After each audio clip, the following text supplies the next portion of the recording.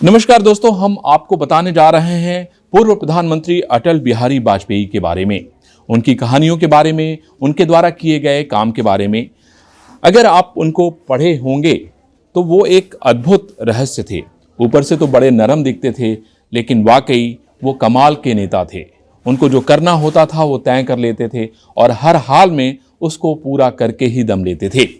वैसे वाजपेयी का जन्म ग्वालियर में 1924 में क्रिसमस के दिन हुआ और इसी साल भारत के इतिहास में ब्रिटिश शासन के तहत कई महत्वपूर्ण घटनाएं हुईं। इसी साल महात्मा गांधी देश के स्वतंत्रता संग्राम की अगुवाई करने वाले भारतीय राष्ट्रीय कांग्रेस के अध्यक्ष बने। गांधी जी केवल एक ही बार कांग्रेस अध्यक्ष रहे और इसके पहले वे पुणे की यरवदा जेल से रिहा हुए थे। वास्तव में वाजपेयी का जन्म उसी दिन हुआ था जिस दिन कांग्रेस के बेलगाम सत्र में अध्यक्ष पद के लिए गांधी जी का नाम प्रस्तावित किया गया था। कांग्रेस पर गांधी का वर्चस्व स्थापित होना राजनीति की एक बहुत ही महत्वपूर्ण घटना है। वाजपेयी और उनके बड़े भाई प्रेम ने ग्वालियर में गौरखी में सरकारी हायर सेकेंडरी स्कूल में पढ़ाई की, जहां पर उनके पिता कृष्ण बिहारी वाजपेयी 1935 से 1937 तक 7वें हेडमास्टर थे।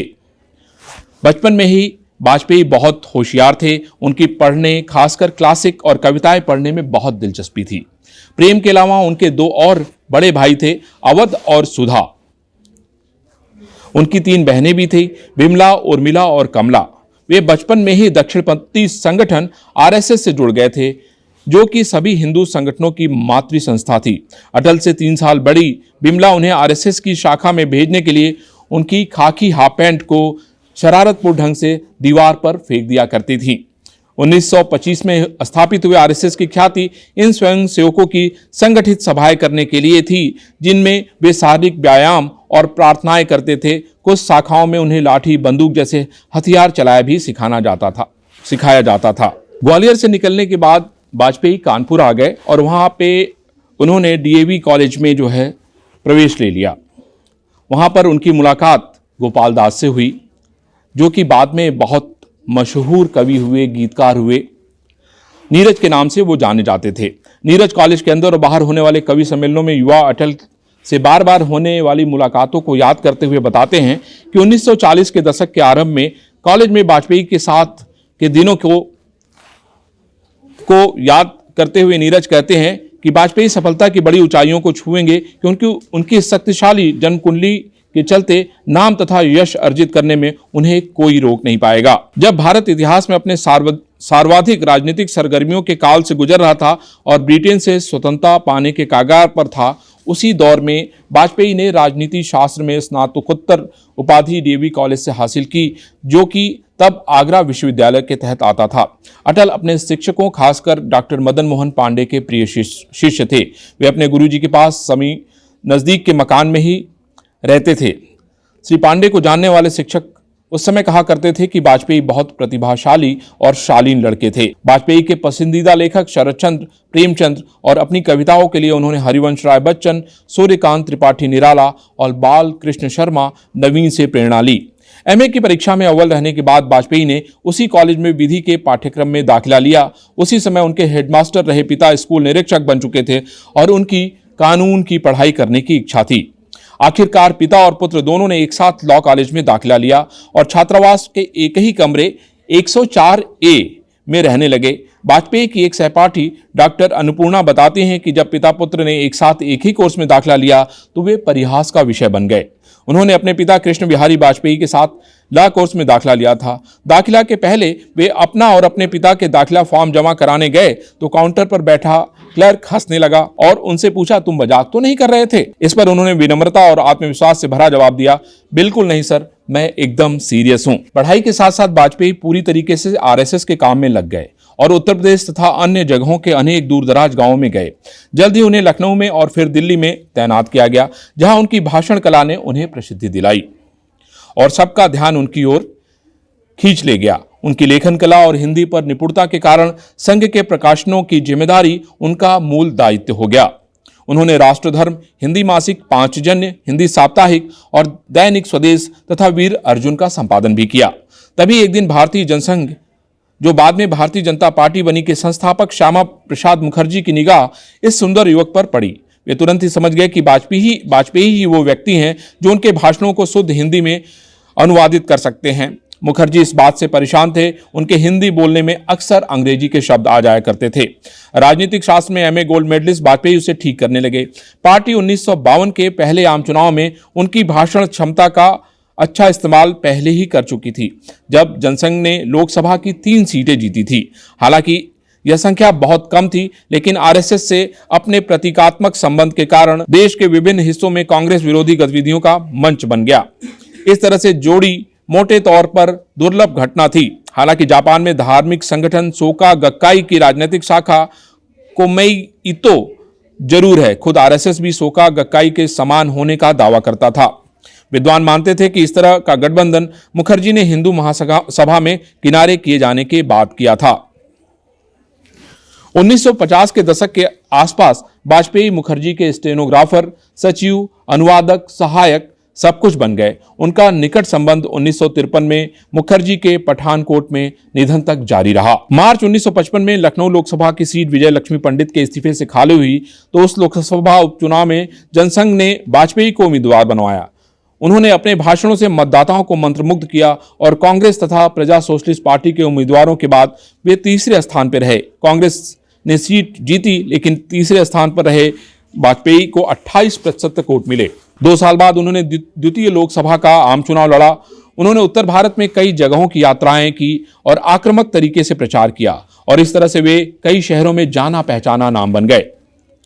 1957 में जब कांग्रेस के खिलाफ जीतने के आसार बहुत क्षीण थे, तब पार्टी ने इस 33 वर्षीय युवक को 3 सीटों से लड़ाने का फैसला किया। इन 3 सीटों में से बलरामपुर लोकसभा सीट पर वे विजयी रहे। लखनऊ में वे दूसरे स्थान पर रहे, जबकि मथुरा में उनकी जमानत जब्त हो गई। जनसंघ को 5 साल पहले हुए लोकसभा चुनावों की तुलना में केवल 8 सीट ज्यादा मिली थी। लोकसभा में मुख्य विपक्षी दल भारतीय कम्युनिस्ट पार्टी थी, जिसे 27 सीटें हासिल हुई। अब मैं आपको बताता हूं कि अटल बिहारी वाजपेयी को प्रधानमंत्री बनने का न्योता कैसे मिला, और इसकी बहुत ही दिलचस्प कहानी अनटोल्ड वाजपेयी, जिसके लेखक UNP हैं, उन्होंने बड़े ही प्रभावी ढंग से लिखा है। उन्होंने लिखा है, अपनी पुस्तक में लिखा है कि 15 मई 1996 करीब 70 साल का एक व्यक्ति एम्बेसडर कार से उतरता है, सीधे खड़े होकर अंगड़ाई लेता है, दिल्ली की तपती गर्मी में अपने चौड़े माथे पर आया पसीना रुमाल से पोंछता है और भारत के राष्ट्रपति कार्यालय की ओर बढ़ने लगता है। रायसीना हिल्स भी धूप में तप रहा था, जिसमें कि संघी सरकार के शानदार कार्यालय स्थित हैं। छां की चाह में कबूतर भी छत छोड़ चुके थे। उस वृद्ध आदमी की ढीली ढाली धोती उसकी लड़खड़ाती चाल को छिपाने में नाकाम थी, और हालांकि वह थोड़ा हाँफ जरूर रहा था, लेकिन उसके चेहरे पर तनाव मुक्त भाव थे, और ऐसा लग रहा था कि अपनी अधमुखी आंखों के साथ जोर का ठहाका लगाने को तैयार हो। थोड़े सहमी स्वर में उस क्लीन शेव्ड और तेल में चुपड़े सफेद बालों वाले व्यक्ति ने अपनी वाक्य शैली से एकदम विपरीत शैली में अपने साथी से नर्म फुसफुसाते स्वर में कहा, भाई मामला तो कुछ गड़बड़ है। अटल बिहारी वाजपेयी ऐसी घुमावदार और दोहरे अर्थ की बात करने के शौकीन रहे हैं, जिन्हें सुनकर लोग चकरा जाते थे और सही मतलब समझने में उलझ जाते थे। वे तो जानते थे कि इस तरह के किसी प्रयास का कोई मतलब नहीं है, इसलिए मई की उस गर्म दोपहरी में उनके साथ चल रहे उनके दामाद रंजन भट्टाचार्य आगे कुछ पूछने की जहमत नहीं उठाते हैं। उन्होंने इंतजार करना और देखना पसंद किया। वाजपेयी और उनके विनम्र साथी दोपहर में भोजन करने के तुरंत बाद राष्ट्रपति शंकर दयाल शर्मा से मिलने के लिए निकल पड़े थे, जिन्होंने उन्हें अगली सरकार बनाने की औपचारिकताओं पर चर्चा के लिए आमंत्रित किया था। हाल में संपन्न हुए राष्ट्रीय चुनाव में खंडित जनादेश सामने आया और कोई भी विपक्षी दल अपने बल पर या अपने चुनाव पूर्व सहयोगियों के साथ मिलकर सरकार बनाने की स्थिति में नहीं था। वाजपेयी के नेतृत्व में हिंदुत्ववादी दक्षिणपंथी भारतीय जनता पार्टी भारतीय संसद के निचले सदन 543 सदस्यों की लोकसभा में सबसे बड़ी पार्टी के रूप में उभरी थी। चुनाव के दौरान भाजपा ने कहा था कि जब तक उसकी लोकसभा में 220 से 225 सीटें नहीं आएंगी, वह सरकार बनाने का दावा नहीं करेगी। लेकिन अब उसका नया एजेंडा सामने आ चुका था। गैर भाजपाई और गैर कांग्रेसी दलों के समूह तीसरे मोर्चे को सरकार से बाहर रखना था। कई दशकों के तक भारत में राज कर चुकी सत्तारूढ़ कांग्रेस पार्टी को केवल 140 सीटें मिली थी और बाकी सीटें विभिन्न राजनीतिक दलों के समूह को मिली थी। जिनमें से अनेक भाजपा को अस्पृश्य मानते थे। यही कारण था कि जब वाजपेयी ब्रिटिश राज के दिनों में वाइसराय का निवास रहे इस विशाल राष्ट्रपति भवन की ओर जा रहे थे, उन्हें इस जिम्मेदारी का तनिक भी आभास नहीं था जो उनके ऊपर आने वाली थी। उस समय विचार यही था कि अगली सरकार बनाने का दावा तो कर दिया जाए, लेकिन उसके प्रति बहुत लालसा न दिखाई जाए। भाजपा को कतई विश्वास नहीं था कि वह गैर कांग्रेस और गैर वामपंथी दलों के सहयोग से लोकसभा में सामान्य बहुमत के लिए जरूरी 272 सांसदों का समर्थन जुटा लेगी। वाजपेयी की कार माजिद चला रहा था, जो कुछ समय से भाजपा के इस दिग्गज नेता का ड्राइवर था। कार में वाजपेयी का एक चपरासी भी था। दिल्ली के सत्ता के गलियारों में रंजन भट्टाचार्य उस समय एक अनजाना सा नाम था, लेकिन वे संकेत देने लगे थे कि वे 72 वर्षीय राजनेता के लिए आने वाले समय में आंख और कान बनने वाले थे। वाजपेयी उन पर भरोसा करते थे, लेकिन उनकी दत्तक पुत्री नमिता के 33 वर्षीय पति को तब भी बंगाली बाबू या मुखर्जी भाई कहा जाता था। भाजपा के इस दिग्गज नेता वाजपेयी को पुराने दिनों के साथियों के अलावा बाकी लोगों के नाम याद रखने में परेशानी आती थी। वे कई बार अपनी बेटी को भी नम्रता कह बैठते थे। उन्हें याद दिलाना पड़ता था कि उनका नाम नमिता है। वाजपेयी राष्ट्रपति शर्मा से मुलाकात के करीब आधे घंटे से भी कम समय में एक फाइल हाथ में लिए निकले। कुछ मिनटों तक वे शांत रहे, फिर वे भट्टाचार्य से बोले कि उन्हें राष्ट्रपति ने भारत के अगले प्रधानमंत्री के रूप में शपथ लेने के अनुरोध वाला पत्र दिया है। वाजपेयी के प्रशंसक शंकर दयाल शर्मा ने पंडितों से शपथ का शुभ मुहूर्त भी निकलवा दिया था। वाजपेयी जब राष्ट्रपति भवन पहुंचे तो रिसेप्शन से ही समझ गए थे कि उनकी मुलाकात में केवल औपचारिकता ही है। उन्हें अंदाजा लग गया था कि कुछ तो गड़बड़ है, और द्वार पर उन्हें जो आदर मिला उससे पुष्टि हो गई थी कि राष्ट्रपति उनके पक्ष में हैं। राष्ट्रपति भवन से निकलकर वाजपेयी अपनी पार्टी और जनता को राष्ट्रपति की सहमति के बारे में बताने के लिए आए। सदन में बहुमत का जुगाड़ करने के लिए चुनाव बाद गठबंधन करने में लगे विरोधी राजनेताओं को इस पर विश्वास नहीं हुआ। सत्ता के गलियारों में आश्चर्य की लहर दौड़ गई और अटकलें लगाई जाने लगी। अगले दिन वाजपेयी भारत के 10वें प्रधानमंत्री बन गए। 22 साल पहले लोकसभा की केवल 2 सीटों पर जीत पाने का अपमान झेलने वाली पार्टी के लिए यह ऐतिहासिक घटना थी। तब कांग्रेसी प्रधानमंत्री राजीव गांधी ने लोकसभा में भारतीय जनता पार्टी के सदस्यों की ओर इशारा करते हुए कहा था कि परिवार नियोजन के लिए प्रसिद्ध नारे के जरिए ताना मारा था, हम दो हमारे दो। बाद में जानकारों ने 1996 की भाजपा की जीत का श्रेय उनके प्रधानमंत्री पद के उम्मीदवार वाजपेयी की आसमान छूती लोकप्रियता को दिया था। अन्य दलों से समर्थन पाने की आशा में वाजपेयी ने राष्ट्र के नाम संदेश दिया और भाजपा की प्राथमिकताएं गिनाई। उन्होंने तर्क दिया कि अगली सरकार बनाने के लिए सबसे अधिक सीटों वाली पार्टी को आमंत्रित करना सर्वाधिक संवैधानिक निर्णय है। उन्होंने अपने संदेश में कहा कि विपक्ष की कई पार्टियों का चुनाव बाद बने गठबंधन का एकमात्र एजेंडा किसी भी कीमत पर भाजपा को सरकार बनाने से रोकना है। उन्होंने जो भाषण दिया वो भाषण कमाल का था और उसने लोगों के बीच में अटल बिहारी वाजपेयी की छवि को और बड़ा बना दिया, जिसका फायदा भारतीय जनता पार्टी को आने वाले समय में मिलने वाला था। मैं चाहता हूं कि उस भाषण पे भी आप जरा गौर करें। वाजपेयी ने कहा, भारत एक प्राचीन सभ्यता है। यहाँ हमेशा से विभिन्न मत और धार्मिक परंपराएं रही हैं। हम किसी एक ईश्वर या पैगंबर या एक किताब तक सीमित नहीं हैं। हम बहुधर्मी देश हैं और हमारा विश्वास सभी धार्मिक मतों की समानता में है। ऐसा इसलिए है कि ईश्वर के साक्षात्कार को हासिल करने के उचित रास्ते में कोई हिंसक संघर्ष तो दूर, हमें कोई तनाव तक नहीं रहता। सर्वपंथ संभाव हमारे जीवन का हिस्सा है। भारत धर्म संचालित राज्य न कभी रहा और न कभी रहेगा। 6 दिसंबर 1992 को अयोध्या में जो हुआ वह किसी सुनियोजित साजिश का परिणाम नहीं था। अगर धर्म से जुड़ी समस्याओं का बहुत लंबे समय तक समाधान नहीं किया जाएगा तो परिणाम वही होगा जो अयोध्या में हुआ। पश्चिम एशिया में इस्लाम के आगमन के तुरंत बाद क्या क्या हुआ यह याद करना बहुत जरूरी नहीं है। पहली मस्जिद केरल में बनाई गई, जहां तब एक हिंदू राजा का राज था। इसी तरह यीशु मसीह को सूली पर चढ़ाए जाने के तुरंत बाद भारत में पहले चर्च की स्थापना हुई थी। विभिन्न तरह की आस्थाओं का होना हमारी धर्मनिरपेक्ष परंपराओं का जीता जागता सबूत है। हम इन परंपराओं को बरकरार रखेंगे। इसका फायदा यह हुआ कि भारतीय जनता पार्टी के साथ साथ दूसरे दलों में भी वाजपेयी की छवि बहुत बेहतर हुई। मई के अंतिम सप्ताह में अपनी सरकार के विश्वास मत के दौरान लोकसभा में दिया उनका भाषण और भी दिलचस्प था। अपने शुरुआती भाषण में उन्होंने याद किया कि पंडित जवाहरलाल नेहरू के प्रधानमंत्री रहने के दौरान किस तरह से वो विपक्षी सीटों पर बैठा करते थे। ये बड़ी कमाल की बात है। इस कहानी को मैं आपको आगे सुनाऊंगा। नए प्रधानमंत्री ने बहुमत से 80 सीटें कम रहने पर शपथ लेने के 13 दिन बाद के ही त्यागपत्र दे दिया, लेकिन ऐसा लग रहा था कि इस हार ने उनके इरादे को और पक्का कर दिया।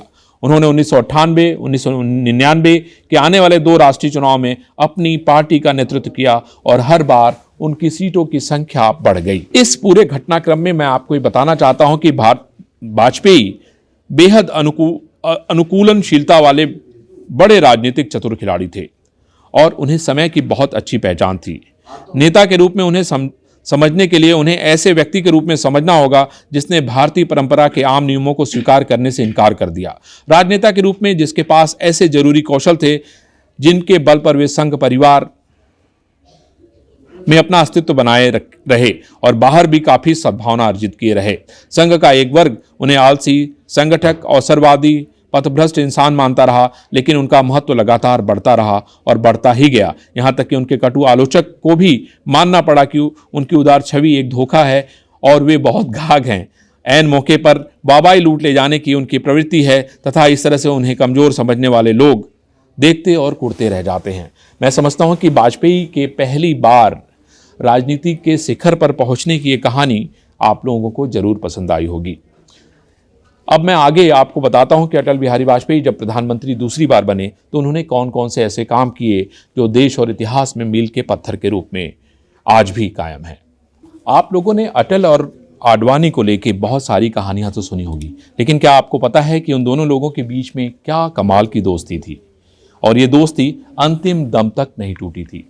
राजनीति ने बहुत सारे नई बातें दिखाई, समझाई, देश और दुनिया ने उसको अपने अपने चश्मे से अलग अलग तरीके से देखा, लेकिन ये दोस्ती अमर थी और शायद उसी की कहानी मैं आपको सुनाना चाहता हूं।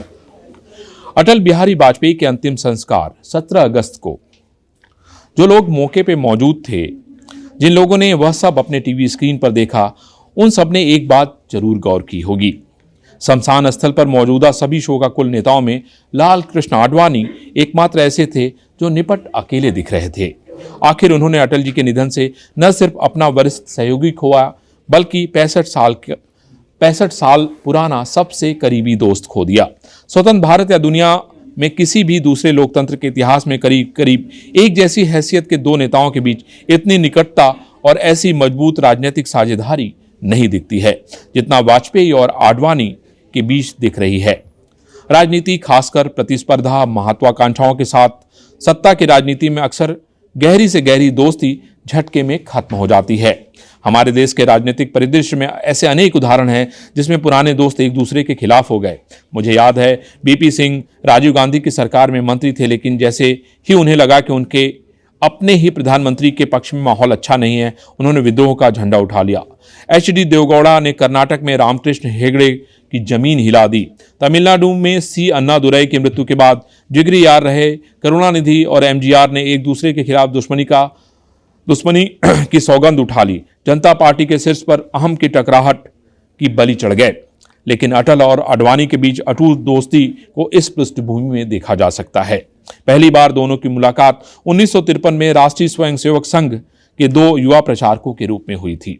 उन्हें नवगठित भारतीय जनसंघ का काम सौंपा गया। वाजपेयी लोकप्रिय हिंदी कवि पांचजन्य के संपादक और ओजस्वी वक्ता के नाते पहले ही लोगों के दिल में अपनी जगह बना चुके थे। आडवाणी बाहरी दुनिया के लिए अनजान थे। कराची से आए इस काफी पढ़े लिखे और अंग्रेजी पर पकड़ रखने वाले युवा ने RSS के शीर्ष नेतृत्व का ध्यान आकर्षित किया था। उन्होंने आडवाणी को ऑर्गेनाइजर के लिए काम करने को कहा। दोनों ने बेहद सम्मानित नेता पंडित दीनदयाल उपाध्याय के तहत काम किया, जिनकी छाप मौजूदा पार्टी पर ही नहीं उनके भावी स्वरूप भारतीय जनता पार्टी पर भी पड़ी। पार्टी के लिए वे बेहद मुश्किल भरे दिन थे। आज नई दिल्ली में भाजपा के 5 सितारा मुख्यालय को देखकर यह कल्पना करना भी मुश्किल है कि जनसंघ बहुत ही मितव्ययी पार्टी थी। वाजपेयी और आडवाणी उनके सहयोगी साइकिलों पर चला करते थे। अनुशासित काडर और पूरी तरह निष्ठावान नेताओं के लिए पार्टी की प्रशंसा तो खूब होती थी, लेकिन स्थानीय चुनाव में भी इनके उम्मीदवार अपनी जमानत तक नहीं बचा पाते थे। ऐसे ही एक निराशाजनक हार के बाद आडवाणी ने वाजपेयी से कहा, आइए चले फिल्म देखकर आते हैं। दोनों ने राज कपूर की फिल्म फिर सुबह होगी देखी। आज भाजपा कामयाबी के शिखर पर है तो उसका श्रेय वाजपेयी और आडवाणी की आदर्श जोड़ी को दिया जा सकता है। 1968 में उपाध्याय के अचानक दुनिया से चले जाने एक ऐसी रहस्यमय हत्या जिसकी गुत्थी आज तक अनसुलझी है, के बाद पार्टी का भार वाजपेयी के कंधों पर आ गया। उस समय आडवाणी उनके सबसे भरोसेमंद सहयोगी बने और तब तक बने रहे जब तक सेहत बिगड़ने के बाद लगभग एक दशक पहले वाजपेयी शारीरिक रूप से अक्षम नहीं हो गए। उनके पारस्परिक विश्वास की परीक्षा कई मौकों और संकटों के दौरान हुई। इंदिरा शासन की इमरजेंसी के दौरान लोकतंत्र के संघर्ष में दोनों को हिरासत में रहना पड़ा। वे जनता पार्टी के दो ताकतवर और भरोसेमंद स्तंभ थे, जिसकी नींव जयप्रकाश नारायण ने 1977 में रखी थी। दोनों मोरारजी देसाई सरकार में कामकाज करने वाले मंत्री रहे। उन्होंने पार्टी को एकजुट रखने और सरकार को बचाए रखने की भरपूर कोशिश की, लेकिन सब बेकार गया जब पूर्व जनसंघ के बाकी नेताओं के साथ उन दोनों को भी विवादास्पद दोहरी सदस्यता के मुद्दे पर पार्टी छोड़ने को मजबूर किया गया।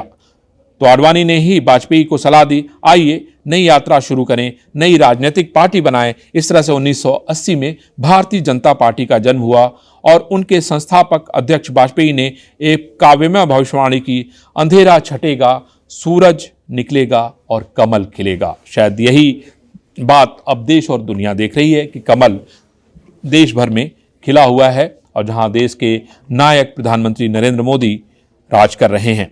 वह नारा 1980 और 90 के दशक में भारतीय राजनीति में छाया रहा।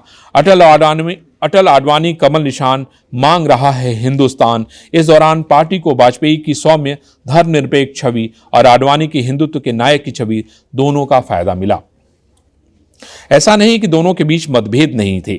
आडवाणी ने 2008 में छपी अपनी किताब माई कंट्री माई लाइफ में इसकी हल्की सी चर्चा भी की है। अयोध्या आंदोलन में भाजपा की भागीदारी के मुद्दे पर दोनों की राय एक जैसी नहीं थी। जिस मुद्दे ने पार्टी को 1984 में केवल दो सांसदों से 1989 में 89 और 1991 में 119 पर पहुंचा दिया था। अपनी राम रथ यात्रा के कारण आडवाणी आरएसएस के नेताओं और भाजपा समर्थकों के बीच कई साल तक वाजपेयी से ज्यादा लोकप्रिय रहे। फिर भी 1995 में मुंबई में भाजपा के महाधिवेशन में अद्वितीय आत्मत्याग का परिचय देकर आडवाणी ने घोषणा की, अगर पार्टी आगामी संसदीय चुनाव में जनादेश प्राप्त करती है तो वाजपेयी ही प्रधानमंत्री होंगे। शायद यही असली दोस्ती थी। आडवाणी से किसी ने पूछा कि आपने ऐसा क्यों किया? उनका जवाब था, मैंने हमेशा वरिष्ठ नेता के रूप में अटल जी का सम्मान किया। मुझे यह भी पता था कि देश के लोगों में उनकी स्वीकार्यता ज्यादा है। मुझे वाजपेयी आडवाणी ने प्रधानमंत्री के वफादार डिप्टी के रूप में काम किया और पाकिस्तान के साथ संबंधों को सामान्य बनाने के वाजपेयी के प्रयासों सहित सभी महत्वपूर्ण फैसलों पर पूरी तरह उनके साथ खड़े रहे। हालांकि 1998 से 2004 के दौरान दोनों के रिश्तों में कुछ खिंचाव आ गया था। गुजरात में 2002 के खौफनाक सांप्रदायिक दंगों से वाजपेयी बड़े दुखी थे। आडवाणी भी इससे दुखी थे, लेकिन हालात से राजनीतिक तौर पर निपटने के दोनों के नजरिए में फर्क था। उन दिनों प्रधानमंत्री के साथ बातचीत के क्रम में सुधीन कुलकर्णी ने लिखा है कि वाजपेयी चाहते थे कि पार्टी मुख्यमंत्री नरेंद्र मोदी से इस्तीफा देने को कहे और उन्होंने अप्रैल 2002 में गोवा में भाजपा राष्ट्रीय कार्यकारिणी की बैठक के लिए जाते समय रास्ते में आडवाणी और अन्य वरिष्ठ नेताओं से इसका जिक्र किया, लेकिन आडवाणी और राष्ट्रीय कार्यकारिणी के अधिकांश सदस्यों ने वाजपेयी का साथ नहीं दिया। लोकतांत्रिक प्रक्रिया में यकीन करने वाले वाजपेयी ने पार्टी का फैसला मान लिया। फिर भी वे यही मानते रहे कि इस्तीफे की उनकी मांग सही थी। 2004 के संसदीय चुनाव में भाजपा हार गई। उसके बाद उन्होंने सुधीन कुलकर्णी से कहा, गुजरात दंगे हमारी पार्टी के ट्रैक रिकॉर्ड और हमारी सरकार की छवि पर धब्बा थे, हमारी हार के कारणों में से एक थे। एक और बात जिसने वाजपेयी को बहुत व्यथित किया वह थी अयोध्या में राम मंदिर निर्माण के लिए आंदोलन फिर से शुरू करने का विश्व हिंदू परिषद का ऐलान। उन्होंने एक बार सुधीन कुलकर्णी से कहा है कि मैं विपक्षी दलों से निपट सकता हूं, लेकिन मुझे दुख है हमारे अपने लोग हमारे ही लिए ही समस्याएं पैदा कर रहे हैं। मैंने उनसे पूछा, यानी सुधीन कुलकर्णी ने पूछा कि आप विश्व हिंदू परिषद के साथ शक्ति क्यों नहीं दिखाते? उनका जवाब था, नहीं, मैं ऐसा नहीं कर सकता। अगर मैंने ऐसा किया तो पार्टी टूट सकती है। विश्व हिंदू परिषद के रवैये से प्रधानमंत्री की ही तरह गृह मंत्री आडवाणी भी दुखी थे। सो आश्चर्य नहीं कि एक दिन वे भी कट्टर हिंदुत्ववादियों को खटकने लगे। वाजपेयी के इंडिया साइनिंग अभियान से खुश नहीं थे। आडवाणी की भारत उदय यात्रा मार्च अप्रैल 2004 के साथ सुधीन कुलकर्णी भी जुड़े थे। उप प्रधानमंत्री ने वाजपेयी सरकार की उपलब्धियों को प्रचारित करने के लिए लोकसभा चुनाव में पहले वह यात्रा शुरू की। चुनाव 5 महीने पहले करा दिए गए। वाजपेयी के दिल में आडवाणी के व्यक्तित्व, उनकी सैद्धांतिक राजनीति और पार्टी निर्माण में उनके अत्यधिक योगदान के प्रति गहरा और भावपूर्ण सम्मान था। अंतिम संस्कार की अगली सुबह जब सुधीन कुलकर्णी आडवाणी से मिलने आवास पर गए, उनकी बेटी प्रतिभा के साथ अकेले बैठे थे। देव आनंद की फिल्म हम दोनों का अपना पसंदीदा गाना सुन रहे थे। मैं जिंदगी का साथ निभाता चला गया, हर फिक्र को धुएं में उड़ाता चला गया। हर फिक्र को धुएं में उड़ाता चला गया। गम और खुशी में फर्क न महसूस हो, जहां मैं दिल को उस मुकाम पे लाता चला गया। थोड़ी देर बाद ही आडवाणी जी ने यह रेडियो बंद कर दिया। जनसंघ या भाजपा बनाने वाले लगभग सभी लोग या तो दुनिया से विदा हो चुके हैं या फिर खराब सेहत के कारण अब सक्रिय भूमिका में नहीं हैं। लेकिन अटल और आडवाणी की इस जोड़ी ने भारतीय जनता पार्टी को जो कुछ भी दिया है वो एक इतिहास है जो कि अमर है। अटल बिहारी वाजपेयी के कई आयाम थे। अगर हम व्यक्तिगत रूप से वाजपेयी के व्यक्तित्व के कई बातें करें तो उसमें आरएसएस के अपने साथियों के विपरीत उन्हें मांसाहार प्रिय था। शराब का भी वो आनंद लिया करते थे। कविताएं लिखी, गैर परंपरागत कुटुंब में रहे। उनकी अनासक्ति मिथ्या थी। वे बॉस दिखते भले नहीं थे पर वे बॉस थे। वे महत्वाकांक्षी थे। बड़ी चतुराई से अपने प्रतिद्वंदियों को पटकनी देने के महारथी थे। लेकिन बिना प्रतिशोधी हुए कई लोगों को मानना पड़ता था कि उन्होंने सत्ता के परित्याग का इस्तेमाल अपनी पकड़ मजबूत करने के साधन के रूप में किया। उन्होंने प्रधानमंत्री पद से इस्तीफे की पेशकश करके पार्टी के एक धड़े द्वारा उनकी जगह लालकृष्ण आडवाणी को बिठाने की कोशिशों की हवा निकाल दी। वाजपेयी गहराई से चिंतन करते, चट्टान की तरह शांत और दृढ़ रहकर सराहनीय परामर्श दिया करते। वे मितभाषी व्यक्ति थे, लेकिन उन्हें दर्शकों के बीच खड़ा कर दिया जाए तो अपनी भाषण कला से घंटों उन्हें बांधे रहते थे। 1977 में आपातकाल हटाए जाने के बाद दिल्ली के रामलीला मैदान में हुई विपक्ष की उस रैली को कौन भूल सकता है, जब वाजपेयी ने अपने खास अंदाज में आंखें मूंदी और कहा, खुली हवा में जरा सांस तो ले लें, कब तक रहेगी आजादी कौन जाने। उनकी राजनीतिक व्याकरण उन लोगों से भिन्न थी जिनकी विचारधारा का वे समर्थन करते थे। उन्हें भगवाधारी, त्रिशूलधारी, संघ परिवार की सेना का सौम्य चेहरा माना जाता था। मुट्ठी लोहे की ही सही, पर मखमली दस्ताने भी चढ़े थे। कईयों का कहना था कि वे एक गलत पार्टी में बैठे सही व्यक्ति थे, जिनका वे पलटकर जवाब देते थे कि अगर फल अच्छा है तो दाल कैसे खराब हो सकती है। सत्ता के टकराव और खींचतान के बावजूद आडवाणी के साथ उनकी दोस्ती हमेशा बनी रही। वो आडवाणी की रथ यात्रा जैसी टकराववादी राजनीति से असहमति रखते थे, फिर भी आम सहमति के साथ गए। हर नेता की तरह वाजपेयी में भी कुछ सीमाएं थी। 2002 में गोधरा नरसंहार, उसके बाद हुए दंगों में गुजरात के मुख्यमंत्री के रूप में नरेंद्र मोदी के कार्यकलाप से वे नाखुश जरूर थे। जब बात मोदी को बर्खास्त करने की आई तो उन्होंने अपनी अंतरात्मा की आवाज़ को नज़रअंदाज कर दिया और समझौतावादी बने रहे। भारतीय जनता पार्टी के पूर्व विचारक के.एन. गोविंदाचार्य ने एक बार वाजपेयी को पार्टी का मुखौटा बताने की भूल कर दी और इसकी भारी कीमत चुकाई। सत्ता में बैठे किसी भी नेता को कई मुखौटे पहनने चाहिए और हमारे विशाल और जटिल देश को सफलतापूर्वक नियंत्रित करने के लिए उसे इस अंदाज में कई तरह के चेहरे लगाने चाहिए। उसे इसके लिए सम्मानपूर्वक याद रखा जाएगा। तो स्वतंत्रता के बाद से भारतीय प्रधानमंत्रियों के मंडप में वाजपेयी कहाँ विराजते हैं। अपनी परिस्थितियों और चुनौतियों का सामना करने की खातिर लिए गए फैसलों दोनों में से एक महान नेता का निर्माण होता है। जब वाजपेयी ने कुर्सी संभाली तो उनके सामने 1991 की सुधार प्रतिक्रियाओं के कारण देश में बने अस्थिर द्वंद्व से निपटने की चुनौती थी। एक तरफ से तेजी से बढ़ता महत्वाकांक्षी मध्यम वर्ग था जो बेहतर जीवन शैली के लिए लालायित था, तो दूसरी तरफ ग्रामीण आबादी जो पानी, छत और संपर्क सुविधाओं जैसी बुनियादी सुविधाओं की फरियाद कर रही थी। उच्च आर्थिक विकास दर सुनिश्चित करके सामाजिक और आर्थिक समानता के लक्ष्यों को प्राप्त करना भी जरूरी था। उसके अलावा विरोधाभासों में उलझे एक ऐसे भारत को संभालना था जो राजनीतिक, आर्थिक और सांस्कृतिक रूप से कई हिस्सों में बटा हुआ था। गठबंधन सरकारों की अपनी अलग मजबूरियां होती हैं और वाजपेयी को प्रधानमंत्री के रूप में अपने सभी 3 कार्यकालों में गठबंधन की सरकार चलानी पड़ी। उन्होंने सबको बड़ी बुद्धिमत्ता, खूबसूरती और संजीदगी के साथ संभाला। हर प्रधानमंत्री ने उस अमृत कलश को खोजने की कोशिश की जिसकी मदद से वह राष्ट्र को पुनर्जीवित और पुनर्निर्मित कर सके। वाजपेयी ने कहा कि न सिर्फ भारतीय राजनीति बल्कि राष्ट्रीय जीवन का सबसे बड़ा अभिशाप है कि हम मिलजुल कर काम नहीं कर सकते। चलो एकजुट होना सीखें, विभाजन की जगह समरसता पैदा करने की कोशिश करें और अपने स्वार्थ और अहंकार को किनारे रखना सीखें। वाजपेयी एक महान समावेशी थे, सिद्धांत, संयम और संकल्प का चेहरा। वे आमराय कायम करने में यकीन रखते थे। संकीर्ण मानसिकता से मुक्त, विविध सरोकारों के बीच सामंजस्य स्थापित करने वाले, सर्वधर्म समभाव से प्रेरित, सामाजिक समरसता के लिए अल्पसंख्यकों के अधिकारों का सम्मान करने वाले। उनके शासन ने चुनाव प्रक्रिया को बल दिया और भाजपा को कांग्रेस के गंभीर विकल्प के रूप में उभरने के लिए आधार तैयार किया। लेकिन वाजपेयी की सबसे महत्वपूर्ण विरासत रही प्रबुद्ध बहुलवाद के साथ ज़्यादा दयालु, ज़्यादा विनम्र और ज़्यादा मजबूत राष्ट्र, उनकी इसी थाती को देश को सजोना है। और यही सबसे बड़ी भारतीय जनता पार्टी के लिए या देश के लिए या दुनिया के लिए अटल बिहारी वाजपेयी की उपलब्धि रही। अटल बिहारी वाजपेयी वैसे तो बड़े ही रहस्यमयी थे। उनकी बातों को सोचना, समझना और उस पर कुछ कहना बहुत बड़ी बात कही जाती थी। अटल बिहारी वाजपेयी ने एक सवाल के जवाब में कहा था कि मैं शादीशुदा तो नहीं हूँ, लेकिन मैं कुंवारा भी नहीं हूँ। इसके पीछे बड़ी दिलचस्प कहानी, वो कहानी मैं चाहता हूँ कि आप लोग सुने, क्योंकि वो कहानी की शुरुआत ग्वालियर से होती है। ग्वालियर में स्नातक की पढ़ाई के दौरान अटल बिहारी वाजपेयी की मुलाकात राजकुमारी नाम की एक युवती से होती है, जो अपने कृष्ण की राधा बन गई।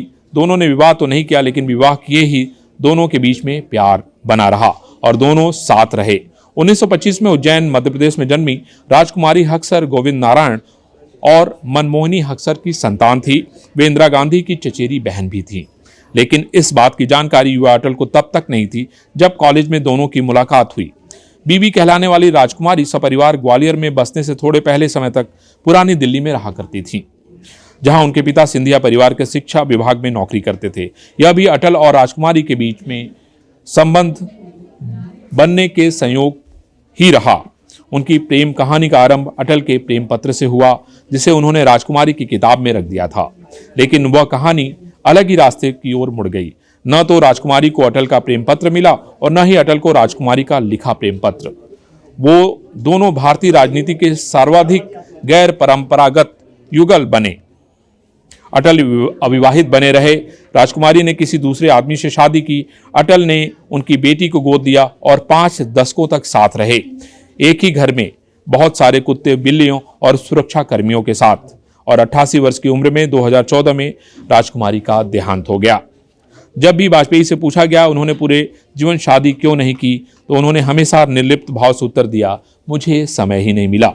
वाजपेयी ने जब पोखरण 2 का परीक्षण किया था, उस समय पूरी दुनिया की नजरें भारत पर थी और ये कमाल का काम था जिसको सभी ने सराहा था। और शायद जनता ने तो भारतीय जनता पार्टी के साथ साथ हमारे प्रधानमंत्री अटल बिहारी वाजपेयी को अपने सर आंखों पर बिठा लिया। राज चेगम्पा लिखते हैं कि दिल्ली के साउथ ब्लॉक के अंतिम छोर पर स्थित प्रधानमंत्री कार्यालय में शायद देश में सबसे ज्यादा शांति पसरी नजर आ रही थी। एक बड़ी मेज के अलावा 2 साधारण सोफा सेट, जिन पर आगंतुक धक्का मुक्की करके बैठते हैं। सामने की दीवार पर महात्मा गांधी की एक तस्वीर टंगी रहती है। 19 मार्च 1998 को दोबारा प्रधानमंत्री पद की शपथ लेने के बाद इस दफ्तर में आए अटल बिहारी वाजपेयी ने कुछ भी नहीं बदला। अगले ही दिन उन्होंने DRDO के प्रमुख APJ अबुल कलाम और परमाणु ऊर्जा आयोग के अध्यक्ष R चिदम्बरम को अपने दफ्तर बुला लिया। कार्यालय संभालने के बाद इतनी जल्दी परमाणु मुद्दे पर आगे बढ़ने के वाजपेयी के फैसले से लोग हैरान रह गए। बहुत कम लोग ही जानते हैं कि मई 1996 में प्रधानमंत्री के रूप में अपने पहले कार्यकाल में ही उन्होंने परमाणु परीक्षण का आदेश दिया था, पर 13 दिनों में ही उनकी सरकार गिर जाने के कारण वह फैसला रद्द करना पड़ा। उन्हें 1998 में भी यह बात कचोट रही थी। वाजपेयी भली भांति जानते थे कि वे गठबंधन वाली नाजुक सरकार की अगुवाई कर रहे हैं और वक्त बीता जा रहा है, इसलिए उन्होंने तेजी दिखाई। जब कलाम और चिदम्बरम को अपने कार्यालय लेकर आया गया, तब वाजपेयी अपनी मेज के पीछे बैठे थे। चिदम्बरम मीटिंग के लिए अपने साथ प्लास्टिक शीट पर कुछ डायग्राम बनाकर लाए थे। वाजपेयी ने ब्रिजेश मिश्र को बुलाया, जिन्हें पिछली दोपहर ही उनका मुख्य सचिव नियुक्त किया गया था। चिदम्बरम सीधे मुद्दे पर आ गए। उन्होंने वाजपेयी को बताया कि प्रधानमंत्री के रूप में 1996 में उन्होंने जो पिछली ब्रीफिंग दी थी, तब से लेकर आज तक टीम हाइड्रोजन बम बनाने की स्थिति में पहुंच चुकी है। वाजपेयी यह सुनकर बहुत खुश हुए। इलस्ट्रेशन के जरिए चिदम्बरम ने परमाणु बम और हाइड्रोजन बम का फर्क समझाया, लेकिन जब परमाणु ऊर्जा प्रमुख बहुत ज्यादा विस्तार में जाने लगे तो वाजपेयी थोड़े अनमने से दिखे। फिर वे कलाम की ओर मुड़े और पूछा, कितने दिन लगेंगे? कलाम का जवाब था, सर T-30 डेज। वाजपेयी कुछ भ्रमित से लगे तो कलाम मुस्कुराए और बताया कि उसका मतलब परीक्षण का आदेश पारित होने वाले दिन से अगले 30 दिनों तक। वाजपेयी ने उन्हें परीक्षण तैयारी करने को कहा और यह कहते हुए बैठक समाप्त कर दी कि वाजपेयी उन्हें बता देंगे कि वे कब आदेश पारित करेंगे। इसी बीच प्रधानमंत्री ने मिश्र से परमाणु परीक्षण के प्रभावों का आकलन करने और अंतर्राष्ट्रीय प्रतिबंधों से निपटने की रणनीति तैयार करने को कहा। कुछ दिनों बाद मिश्र ने वाजपेयी की वस्तु स्थिति बताई।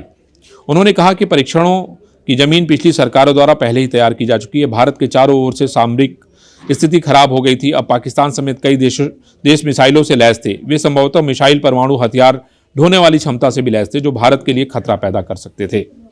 इसके अलावा 1996 में व्यापक परमाणु परीक्षण प्रतिबंध संधि CTBT पर हस्ताक्षर करने के साथ भारत के लिए परमाणु परीक्षण का दरवाजा तेजी से बंद हो रहा था। संधि की समीक्षा सितंबर में होनी तय थी, जिसमें भारत के इस संधि पर हस्ताक्षर की बात उठी। मुश्किलों की चर्चा करते हुए मिश्र ने कहा कि विदेशी मुद्रा भंडार उच्च है, आर्थिक विकास में गिरावट आई है और मंदी के आहट आ रही है। इसकी भी आशंका थी कि अमेरिका भारत पर चौतरफा प्रतिबंधों की घोषणा करेगा, खाड़ी देशों पर भारत को तेल नहीं देने का दबाव भी बनाएगा।